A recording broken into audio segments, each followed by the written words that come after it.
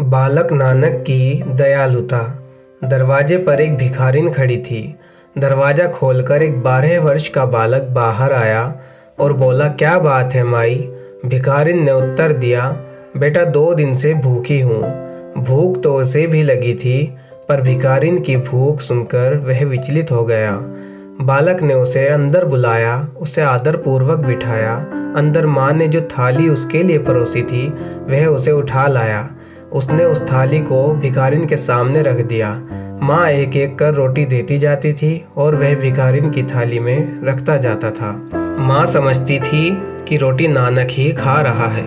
जब भिखारिन का पेट भर गया तो वह नानक को आशीष देकर चली गई। नानक उस थाली को उठाकर रसोई में ले गया। थाली लौटाते हुए वह माँ से बोला, माँ बस कर, मेरा पेट भर गया है। आज खाना बड़ा स्वादिष्ट बना था। मुझे ऐसा लग रहा था मानो मैं 2 दिन से भूखा था। माँ ने मुस्कुराकर कहा, और ले लो बेटा, भगवान ने बहुत दिया है हमें। बालक ने भगवान का नाम सुना तो उसे संतोष हुआ। वह बोला, भगवान सबको देता है। माँ ने कहा, हाँ बेटा, उसके राज्य में कोई जीव भूखा नहीं रहता। नानक ने माँ को भिखारिन के 2 दिन भूखे रहने की बात नहीं बताई। आज उसने कुछ नहीं खाया। माँ से आज्ञा लेकर वह अपने पिता के खेतों और बागों में घूमने निकल पड़ा।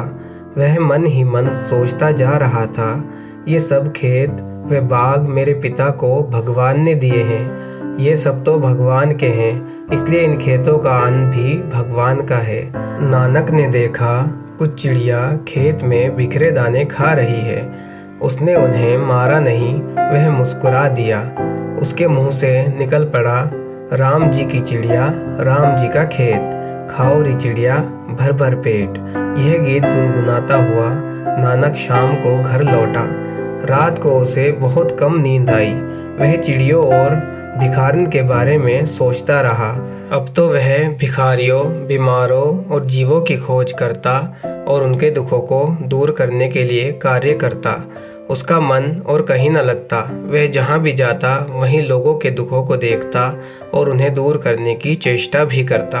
कभी कभी तो उसकी आंखों में आंसू भी आ जाते, वह रो पड़ता।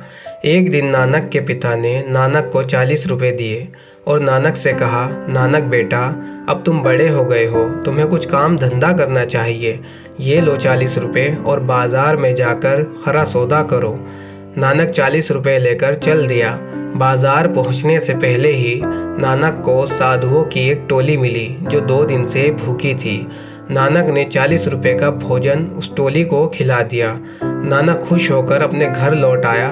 पिताजी को पूरी घटना सुनाकर नानक ने पिता से कहा, पिताजी, आज मैंने खरा सौदा किया है। हृदय में दया का भाव रखने वाले बालक के लिए इससे बड़ा खरा सौदा और क्या हो सकता था। नानक का मन एक संत का मन था। उसका मन व्यापारी का मन नहीं था। दया रखने वाले बालक ही बड़े होकर महान बनते हैं।